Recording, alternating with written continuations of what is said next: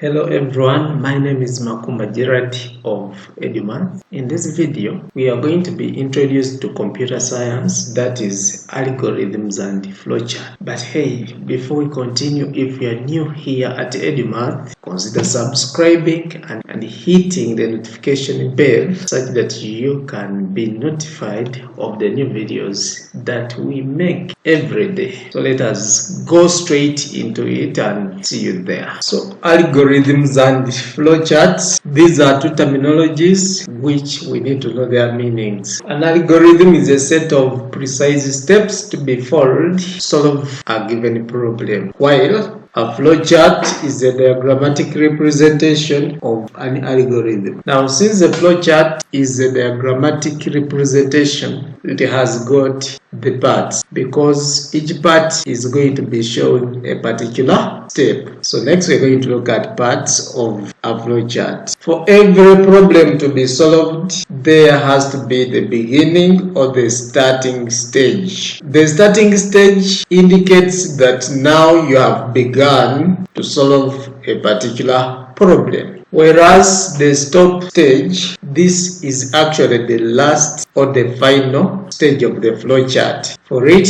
indicates the termination. The second stage which you are going to look at is the assignment stage, and this is where the arithmetic computations are performed, e.g. we have statements or calculations which include, we can have capital A is equal to 2x, small n is equal to n plus 1, and so many other statements there. So the third step of our flowchart is the command or the infusion stage. It is used for commands, e.g. write, read, print, and so many others, etc. We have the fourth stage under consideration. This is the decision stage, or where we have the control statement. Now here, the alternative paths are taken after a suitable decision has been considered basing on the control statement. Now the control statement is always in the form of a question, and the answers to those questions are either no or yes. Okay, so what follows here is determined by the next step in the algorithm. An example of a control statement can be, is n equal to 10? Okay, so we are going to see this. This is an example of a control statement. Number 5 are these arrows which you are seeing there. They show the flow direction, the direction of our flowchart. Now, we know that a flowchart is just a diagrammatic representation of an algorithm. What's the algorithm? Set of precise steps to be followed.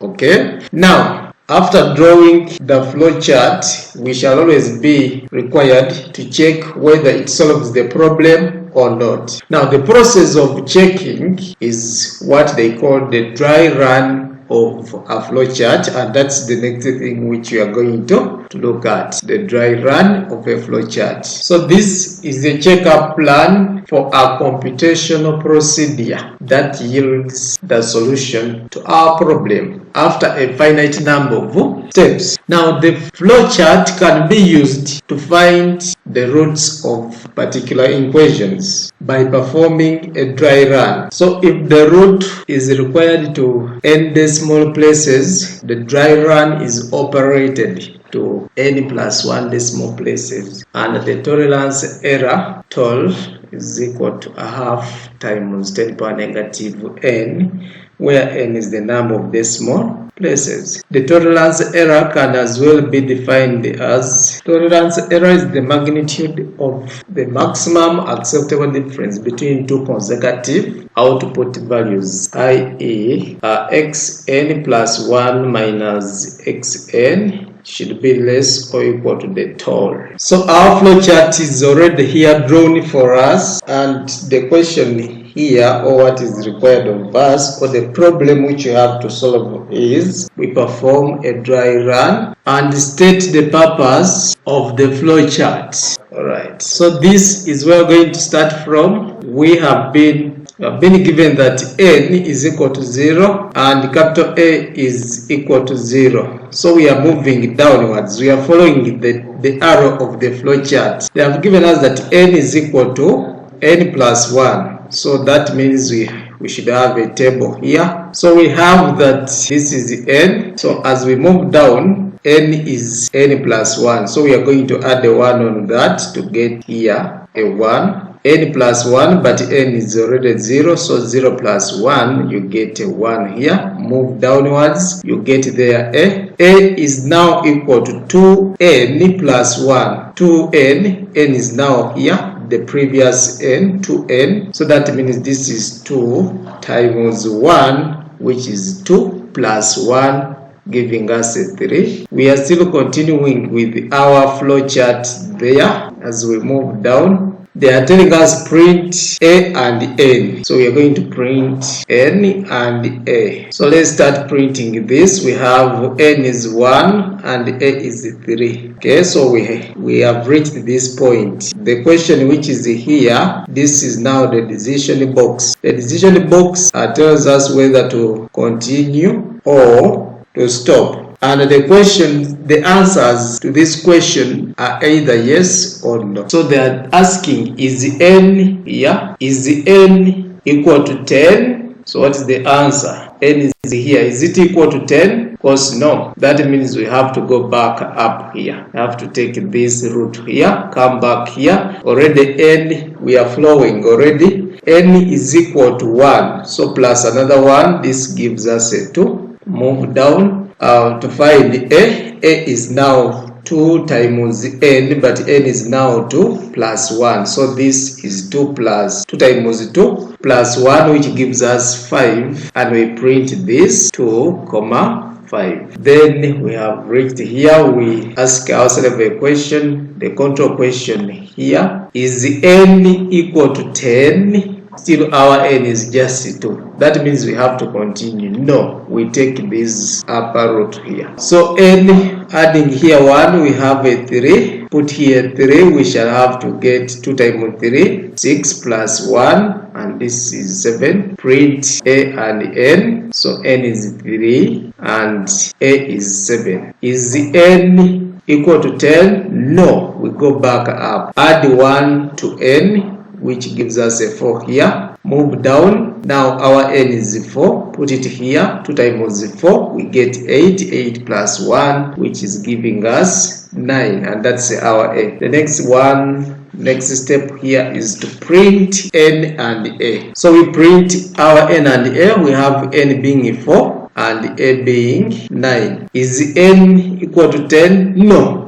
Go back up. So we move down again, plus 1 here, we get 5. Put here your 5, you get now 11. Move down and print, we have 5, 11. Is n equal to 10? No. We go up and move again. So adding here 1, we get here 6. Now we are at the point where we have to compute a. So 6 times 2, 12, plus 1, 13. Next we print n and a. So we have 6, 13. Is n equal to 10? No. We have to go again like that. So our n is already 6. Add 1, we are flowing. We have 7. Put here 7 in. Put 7. We have 2 times 7. You get 14 plus 1, which gives us 15. Now the next step is to print 7, 15. Okay. Question now, the decision box. Is n equal to 10? No. We go up again. N is 7 plus 1, 8. We are moving.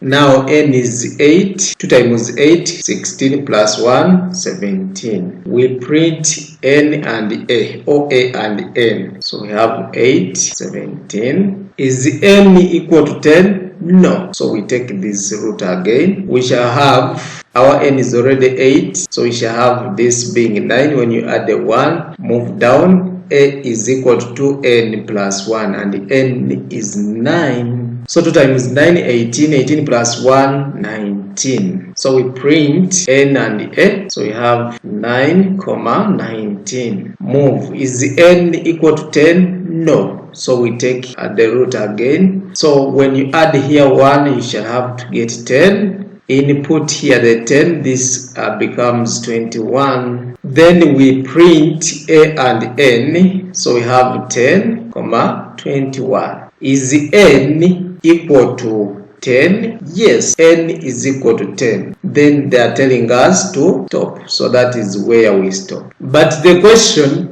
required us to perform a dry run and state the purpose of the flowchart. So let us see the purpose of the flowchart. When you look at these numbers, these are just counting numbers from 1 up to 10. Now, when you analyze these other numbers, these are the first 10 odd numbers. So what does it mean? The purpose of the flowchart or the flowchart computes and prints the first 10 odd numbers. Example number 2, perform a dry run and state the purpose of the flowchart. This here is our flowchart. So let us start. A is equal to 1. So here we have A, and A is equal to 1. Here we have a B. B, we are now moving down. A is equal to 1 is here. Now B is equal to 100 over A. 100 divided by 1, you get 100. They are asking, is B an integer? Yes, so this is where we have to print some things.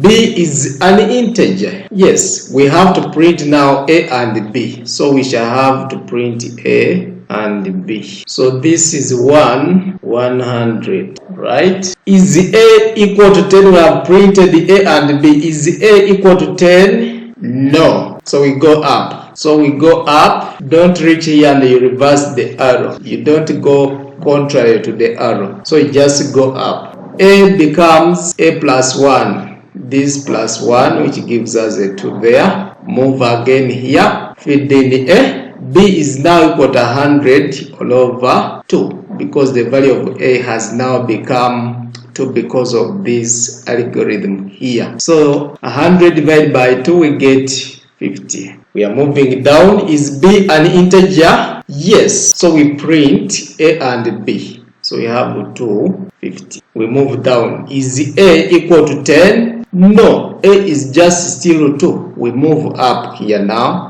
Our A is 2 plus 1 giving us a 3. Move and feed in here. Now B is equal to 100 all over A, but A is now 3. So 100 divided by 3, we get 33.33 recurring. Okay, so we are here. Is B an integer? No.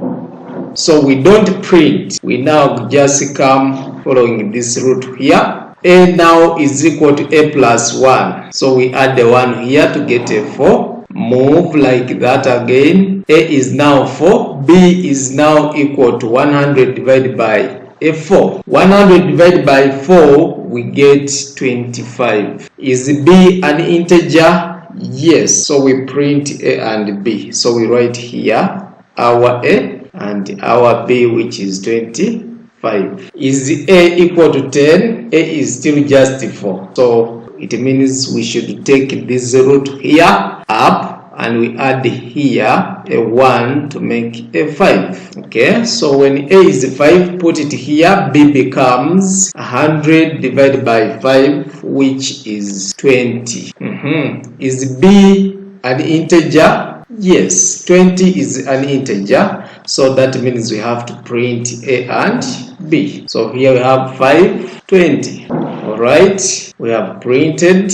Next, is A equal to 10? Still the answer is no. We are just at 5. So we add 1 on this to make a 6. Feed in here 100 divided by 6. We shall have to get 16.66 recurring. Is B an integer? No, it's not an integer. So we take this route here. A is 6, add the 1, you'll get 7. Feed in here to get B. B is 100 now divided by 7. 100 divided by 7, we are getting 14.3. Okay, is B an integer? No. We take again the root, add here a 1 to get 8, feed in here to get B. B is now equal to 100 divided by 8, which gives us 12.5.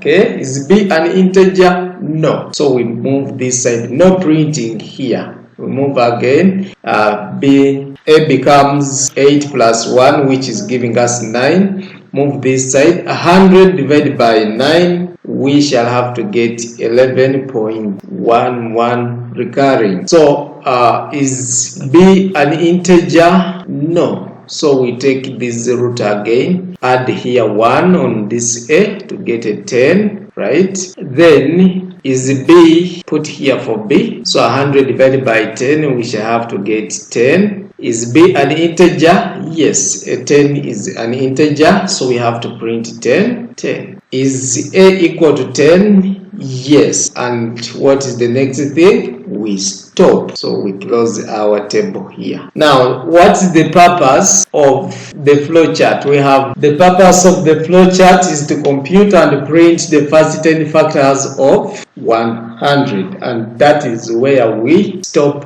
with this type of flowchart. But before we continue, if you are new here at EduMath, consider subscribing and hitting the notification bell such that you can receive the new videos that we upload every day, and have some 3 questions to practice this knowledge at the end of this video. So our questions are here, the tryout questions are here. In the following diagrams A, B, and C, they need us to perform a dry run and state the purpose of each flowchart. And this is the first flowchart, flowchart A, flowchart B, flowchart. Alright, thanks for being part of my audience, and for new viewers, please consider subscribing and sharing with your friends. Recommend them to EduMath, and we shall all be happy at the end of the day. Thank you very much, and God bless you.